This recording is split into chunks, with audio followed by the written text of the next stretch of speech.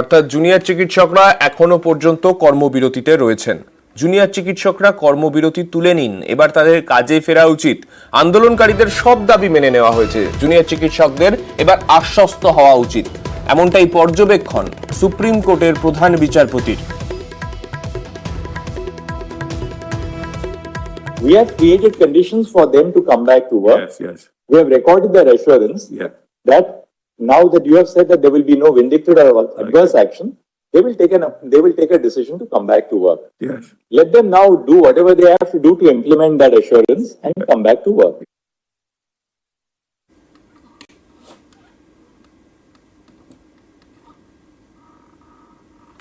আরজি করে নিরাপত্তা নিয়ে সুপ্রিম অসন্তোষ। তরুণী ডাক্তার ধর্ষণ খুনের পরেও হাসপাতালে মাত্র 36টি সিসি ক্যামেরা ইনস্টল, রুষ্ট প্রধান বিচারপতি। সুরক্ষা সুনিশ্চিতে মাত্র 2 সপ্তাহের সময়ের আরজি রাজ্যের, এত সময় কেন প্রশ্ন তুলে স্বাস্থ্য সচিবের হলফনামা চাইল শীর্ষ আদালত।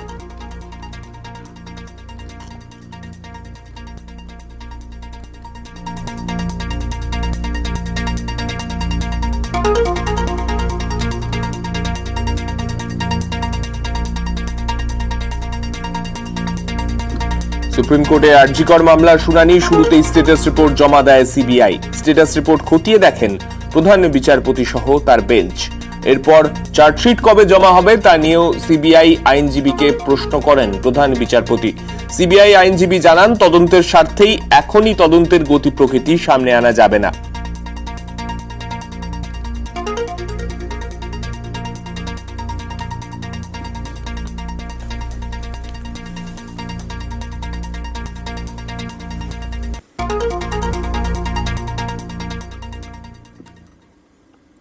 ঘোষণা মতোই পদক্ষেপ, কলকাতার পুলিশ কমিশনার বদল। বিনীত গোয়েলের জায়গায় মনোজ ভার্মা। আন্দোলনকারীদের দাবি মেনে স্বাস্থ্য অধিকর্তা এবং স্বাস্থ্য শিক্ষা অধিকর্তাকেও সরানো হলো। যে 5টা ডিমান্ড ছিল, তার মধ্যে ফার্স্ট ডিমান্ড তো ইনভেস্টিগেশন সিবিআই, ওটা তো অলরেডি সিবিআই করছে এবং সুপ্রিম কোর্ট মনিটরিং করছে, ওটা নিয়ে তো আমাদের হাতে নেই। 4 নম্বর ডিমান্ড যেটা ছিল সিপি বিনীত গোয়েলকে সরিয়ে দেওয়ার জন্য। আগামীকাল 4টের পর আমরা কলকাতা পুলিশ এ বদল আনব এবং নতুন সিপিকে দায়িত্বভার বিনীত দেবেন। যতক্ষণ পর্যন্ত কোর্ট কেসটা কাল কমপ্লিট না হচ্ছে, 4টের পর আমরা টাইম দিয়েছি, সেক্ষেত্রে নতুন সিপি এবং আরো কিছু পুলিশের রদবদল হবে। সোমবার ঘোষণা, মঙ্গলবার পদক্ষেপ, কলকাতার পুলিশ কমিশনার বদল। বিনীত গোয়েলের জায়গায় কলকাতার নতুন সিপি মনোজ ভার্মা। বিনীত গোয়েলকে করা হলো এডিজি এসটিএফ। মঙ্গলবার বিকেলে লালবাজারে যান মনোজ ভার্মা, বিনীত গোয়েলের থেকে দায়িত্বভার নেন।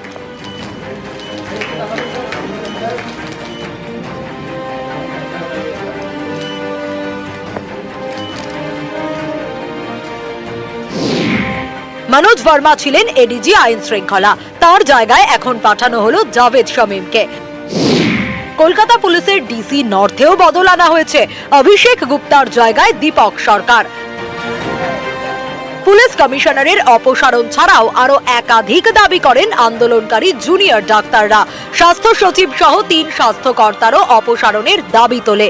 সেই মতো স্বাস্থ্য অধিকর্তা দেবাশিস হালদার এবং স্বাস্থ্য শিক্ষা অধিকর্তা কৌস্তব নায়েককেও সরানো হলো। আপাতত স্বাস্থ্য অধিকর্তার দায়িত্বে স্বপন সোরেন।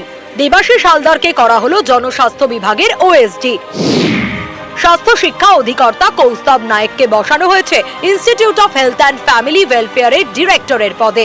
এই পদে ছিলেন সুপর্ণা দত্ত, তিনি আপাতত স্বাস্থ্য শিক্ষা অধিকর্তার দায়িত্বে। একটা ডিএমই, একটা ডিএইচএস আর একটা হেলথের প্রিন্সিপাল সেক্রেটারি। আমরা ওদের বোঝালাম যে একসাথে যদি পুরো ঘরটা খালি করে দেওয়া যায় তাহলে অ্যাডমিনিস্ট্রেশনটা চলবে কি করে। সুতরাং আমরা ওদের কথা মতো ডিএম এবং ডিএইচএসকে সরাবার সিদ্ধান্ত নিয়েছি এবং তাদের সম্মানজনকভাবে, এর থেকে উঁচু পোস্ট ওদের আর কিছু হয় না, কিন্তু যেহেতু ছাত্রছাত্রীরা বলছেন ওদের প্রতি আমাদের আস্থা নেই, তাই তাদের ব্যাপারটাকে গুরুত্ব দিয়েছি। বাট এটাও ঠিক, আমি কিন্তু ডিএমই কে বা ডিএইচএস কে আমরা কাউকে অসম্মান করিনি। সোমবার কালীঘাটে জুনিয়র ডাক্তারদের সঙ্গে বৈঠক করেন মুখ্যমন্ত্রী। 2 ঘন্টা 5 মিনিট ধরে বৈঠক চলে। এই বৈঠকের পরই কলকাতার পুলিশ কমিশনার এবং 2 স্বাস্থ্যকর্তার অপসারণের কথা ঘোষণা করেন মুখ্যমন্ত্রী। সেই মতোই মঙ্গলবার পদক্ষেপ। নিউজ 18 বাংলা। অবস্থানে অনড় জুনিয়র ডাক্তাররা, নয়া দাবি নিয়ে আন্দোলন চলার ঘোষণা। বারবার আবেদনের পরেও চলবে কর্মবিরতি। রাজ্যের পদক্ষেপ নিয়ে সন্তুষ্ট নয় আন্দোলনকারীরা। আমরা 5 নম্বর দাবিতে উল্লেখ করেছিলাম কলেজ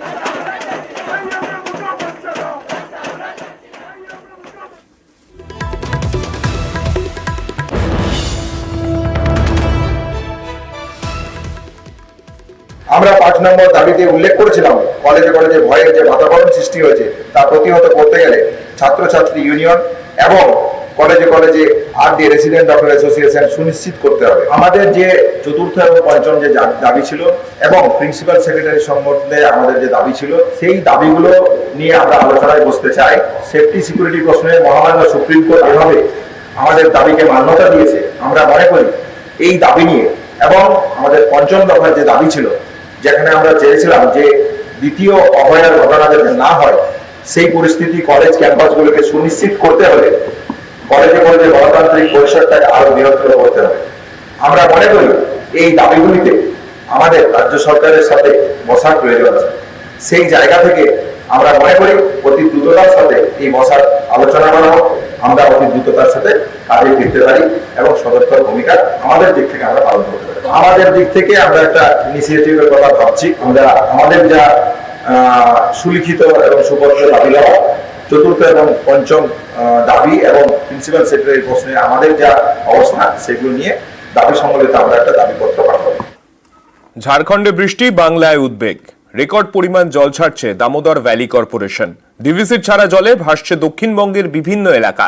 ফুঁসছে নদী, ভাঙছে বাঁধ, অনেকেই রয়েছেন ঘর ছাড়া।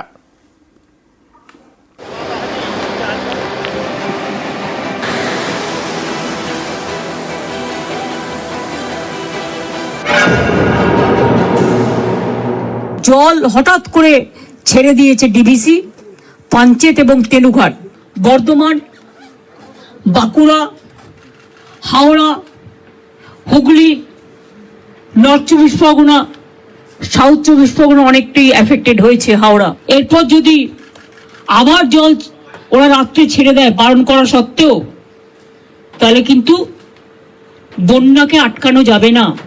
এমনিতেই গঙ্গাগুলো, আমাদের নদীগুলো ওভারফ্লো, ড্যামগুলো ওভারফ্লো ছিল। টানা কয়েকদিন নিম্নচাপের বৃষ্টি, এর জেরে দুর্ভোগ ছিলই। বৃষ্টি কমলেও দুর্ভোগ কাটেনি। এবার ডিভিসি ছাড়া জলে অনেকেই বিপাকে।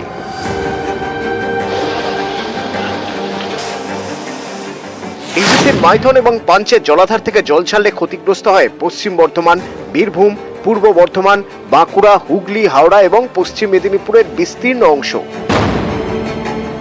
মঙ্গলবার দুপুর 2:15 পর্যন্ত মাইথন থেকে 1,60,000 কিউসেক জল ছাড়া হয়, আর পাঞ্চের থেকে 90,000 কিউসেক। 2 জলাধার মিলিয়ে 2.5 লক্ষ কিউসেক।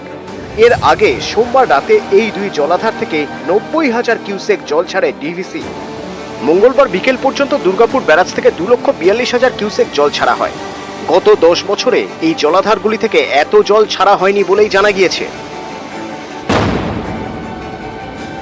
এ নিয়ে ডিভিসি কর্তৃপক্ষের বক্তব্য, ঝাড়খণ্ডে নিম্নচাপের বৃষ্টি হচ্ছে, এর জেরে বাঁধের উপর চাপ বাড়ছে। ঝাড়খণ্ডে বৃষ্টি না কমলে আমাদের কিছু করার নেই। ডিভিসি জল ছাড়ায় দ্বারকেশ্বর এবং রূপনারায়ণের জল বেড়েছে। এর জেরে ক্ষতিগ্রস্ত হুগলির খানাকুল, একাধিক গ্রাম জলমগ্ন, গ্রামবাসীরা ঘর ছাড়া। পশ্চিম মেদিনীপুরের বিস্তীর্ণ এলাকাও ক্ষতিগ্রস্ত, কোথাও বাঁধ ভেঙেছে। অনেক জায়গায় রাস্তায় কোমর সমান জল, পথ যেন নদী। গাড়ি চলছে না, গাড়ি নিয়ে এলো না। ডিভিসি ছাড়া জলে জলমগ্ন হাওড়ার আমতাও। নিউজ 18 বাংলা। একাধিক জেলায় বন্যা পরিস্থিতি। সেই রকম ছবি ডেবরাতেও। ডেবরায় কাঁসাইয়ের বাঁধের জলে বিপত্তি। কাঁসাইয়ের বাঁধ ভেঙে জলমগ্ন বহু এলাকা। ডেবরার লোয়াদায় জলমগ্ন বিস্তীর্ণ এলাকা। কাঁসাইয়ের জলে ভাসছে লোয়াদা। আমাদের সঙ্গে রয়েছেন আমাদের প্রতিনিধি দিগ্বিজয়ের কাছ থেকে এখনকার পরিস্থিতিটা একটু জানার চেষ্টা করব। দিগ্বিজয়, এখন ঠিক কতটা খারাপ রয়েছে সেখানকার পরিস্থিতি? দেখো সামনে ইতিমধ্যেই গতকাল দুপুরের পর থেকে কাঁসাই নদীর যে জলস্তর বাড়তে শুরু করেছে, এখনো পর্যন্ত কিন্তু বেড়ে যাচ্ছে এবং এর ফলে গতকাল রাত্রে মধ্যরাত্রে দেবরা যে লোয়াদা, সেই লোয়াদায় নদী বাঁধ উপচে লোয়াদা সহ তার পার্শ্ববর্তী এলাকায় প্লাবিত হয়েছে। বেশ কিছু মাটির বাড়ি সেগুলো কিন্তু ভেঙে গিয়েছে এবং বিডিও থেকে গ্রাম পঞ্চায়েতের পক্ষ থেকে ত্রাণ শিবির খোলা হয়েছে এবং কিছুক্ষণ আগেই সকালেই সেখানে ডেবরার বিধায়ক হুমায়ুন কবির তিনি পরিদর্শন করতে গিয়েছিলেন। তিনি জানিয়েছেন, জেলায় রিপোর্ট দিয়েছেন, লোয়াদা এবং তার বিস্তীর্ণ এলাকায় কিন্তু বহু দোকান বহু ঘর কিন্তু জলমগ্ন হয়ে পড়েছে। অপরদিকে ডেবরার যে ভবানীপুর 1 নম্বর ভবানীপুর গ্রাম পঞ্চায়েত, সেই গ্রাম পঞ্চায়েত আসবো তোমার কাছে, ভবানীপুরের পরিস্থিতির বিষয়ে জানতে চাইবো। তবে যারা এই লোয়াদা অঞ্চলে থাকেন তাদের কি বক্তব্য শোনাবো। এই ব্রিজের তলা দিয়ে ওভারফ্লো করে বন্যার জলটা, নদীর জলটা ঢুকছে। লোয়াদা বাজার আছে, পুরোটাই বাড়ি জল ঢুকে গেছে। যেগুলো মাটির বাড়ি ছিল সেগুলো পড়ে গেছে। আমরা বিডিওর সঙ্গে কথা বলেছি, কথা বলে পঞ্চায়েত অফিসে একটা ত্রাণ শিবির খোলার ব্যবস্থা করছি। পানীয় জল আর খাবার যাতে পায় লোকগুলো, সেটা ব্যবস্থা করছি। দিগ্বিজয়ের কাছে আরো একবার যাব। দিগ্বিজয়, যেটা তুমি বলছিলে ভবানীপুর এলাকা ডেবরার, সেই এলাকার বর্তমান পরিস্থিতি ঠিক কিরকম? দেখো, সেই এলাকাতেও কিন্তু গতকাল রাতে সেই এলাকায় কিন্তু একটি নদী বাঁধ ভেঙেছে, কাঁসাই নদীর বাঁধ, এবং সেই এলাকায় ভবানীপুর সহ তার পার্শ্ববর্তী এলাকায় কিন্তু ইতিমধ্যেই জলমগ্ন হয়ে পড়েছে। মানুষজনকে কিন্তু স্থানান্তর করা হচ্ছে। কিছু কিছু মানুষজন যারা রয়েছেন তারা কিন্তু অপেক্ষা না করে নিজেরাই কিন্তু বাড়ি ছাড়ছেন। যেখানে আশ্রয় নেওয়া যায় সেখানে কিন্তু আশ্রয় নেওয়া যাচ্ছে, কারণ কাঁসাই নদীর জল কিন্তু এখনো পর্যন্ত বাড়ছে, কমার কোনো এখনো সময়সীমা জানানো হয়নি। এবং এই ভবানীপুর গ্রাম পঞ্চায়েত এলাকা কিন্তু সবজি উৎপাদনে যথেষ্ট গুরুত্বপূর্ণ ভূমিকা পালন করে। সেক্ষেত্রে ফসলের কিন্তু একটা বড় পরিমাণ ক্ষতি হতে পারে, সেটা কিন্তু পরিষ্কার বোঝা যাচ্ছে। এবং ইতিমধ্যে প্রশাসনের তৎপরতায় সেই সমস্ত এলাকায় তাদের প্রতিনিধি হাজির হয়েছে, ত্রাণ শিবির খোলা হয়েছে। সার্বিকভাবে এই দুটি জায়গার পাশাপাশি আরো একটা খবর জানিয়ে রাখে, ডেবরার জগন্নাথপুরে সেখানেও কিন্তু নদীর বাঁধ উপচে এলাকায় জল ঢুকছে। অর্থাৎ ডেবরার নদীমাতৃক যে অঞ্চলগুলো 1, 2, 7, 8 এবং 9 সেগুলো 3, সেইগুলোতে কিন্তু বন্যা পরিস্থিতি তৈরি হয়েছে। বেশ, ধন্যবাদ।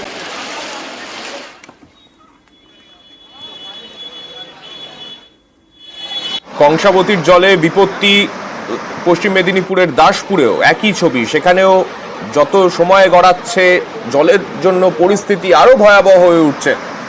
আমাদের সঙ্গে রয়েছেন আমাদের প্রতিনিধি সুকান্তর থেকে আরো বিস্তারিত জানবো সেখানকার ছবিটা আজ সকাল থেকে ঠিক কি রকম রয়েছে। সুকান্ত, দেখো সান্নিক, দাসপুরের হোসেনপুর এলাকার যে কাঁসাই নদী, সেই কাঁসাই নদীর বাঁধ কিন্তু ভেঙে গিয়েছে, যার ফলে নতুন করে প্লাবিত হচ্ছে বেশ কিছু এলাকা। মূলত রাজনগর গ্রাম পঞ্চায়েতের বিস্তীর্ণ এলাকা কিন্তু প্লাবিত হচ্ছে। কাঁসাই নদীর জল কিন্তু বিপদ সীমার উপর দিয়ে বইছে। শুধু কাঁসাই নদীর নয়, ঘাটালের শিলাবতী নদী সহ বেশ কয়েকটি নদী, সব নদীরই কিন্তু বিপদ সীমার উপর দিয়ে জল বইছে। এখনো পর্যন্ত জল কিন্তু বেড়েই চলেছে। কিন্তু দাসপুরের একটা অন্য পরিস্থিতি তৈরি হয়েছে, কারণ যে জায়গায় বন্যার জল ঢুকার কথা ছিল না, সেখানে কাঁসাইয়ের কিন্তু বাঁধ ভেঙে এলাকা প্লাবিত হচ্ছে। ধন্যবাদ।